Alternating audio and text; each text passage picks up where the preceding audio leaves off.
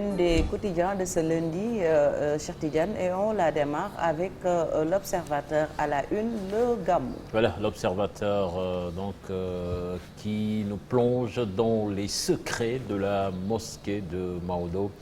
Immersion dans la vie des Hausa et Yoruba établis à Medina Bay. Donc c'est à lire à la une de l'Observateur qui nous parlait également de l'incivisme des populations sénégalaises dans la réalité de la déclaration de Dubaï du président Macky Sall.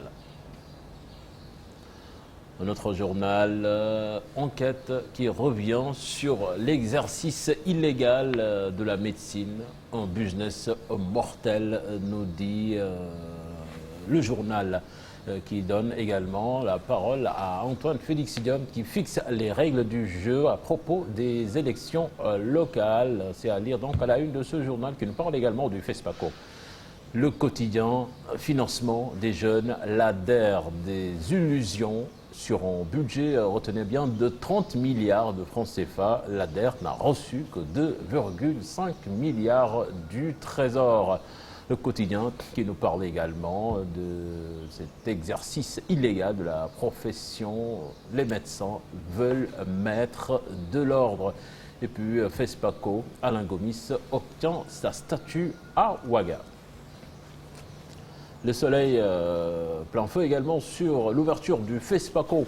Ouagadougou, capitale du cinéma africain. Donc à lire à la une du journal Soleil qui nous parle également du Gamou. Qui nous propose un cahier spécial Gamou avec la photo de Maulana Cheikh Ibrahim Niass. Libération qui revient sur cette histoire de passeport diplomatique, de trafic de passeports diplomatiques avec des affaires très étranges débusquées, nous dit le journal avec en une la photo de la ministre des Affaires étrangères du Sénégal. Donc, si vous voulez en savoir davantage, donc, il faut lire l'article consacré à cette affaire à la une du journal Libération. La Tribune qui nous parle de politique avec la coalition présidentielle en eau trouble. Les alliés prennent leur distance avec Macky Sall. D'autres formations de Benoît qui imitent le Parti socialiste. La majorité des partis qui refusent donc de se faire phagocyter par l'APR. Le quotidien, excusez-moi, avec le khalife de Medina Bay à la classe politique. Le Sénégal a besoin d'une nouvelle génération de leaders. Un autre journal, le journal Las, une nuit de zikr. Comprenez bien que c'est de Maouloud, de dévotion et de prière. Une nuit de zikr, donc de dévotion et de prière, à lire à la une du quotidien Las.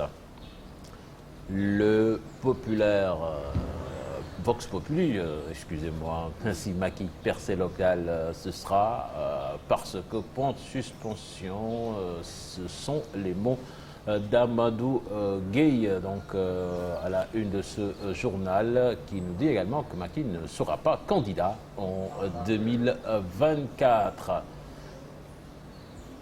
Source A. Choix des candidats de Yewwi Askan Wi, les 17 plombés par les tiraillements. Et puis bataille pour la mairie de Dakar, les agents de santé avec Diouf Sarr, nous dit Source A. Et puis mairie de Tiamen Pass, Massamba Tian sera candidat. Sud Quotidien, Gamou 2021, Medina Bay à l'attraction. Et puis, parrainage des candidatures indépendantes au local 2022, Antoine Diome fixe le barème. Sport avec le quotidien Record qui rend hommage à Sadio Mané, auteur de 100 buts en Première Ligue.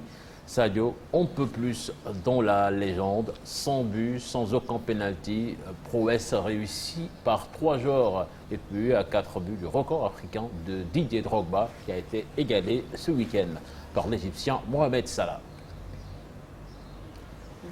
L'autre quotidien sportif sénégalais, c'est Stade, qui rend également hommage à Sadio Mané dans le top 3 de l'histoire. Mané. Et puis Edouard Mendy, qui a été infranchissable ce week-end. Diao Baldé Keita décisif, nous dit le quotidien Stade. Puis sous nos lambes pour finir, physique solide, assez technique et très tactique, Boigna en danger pour Tafatine et Balaguide. Voilà Fatih, c'était l'essentiel de ce qu'on pouvait retenir sur les parutions de ce lundi. Merci beaucoup cher Tidjane.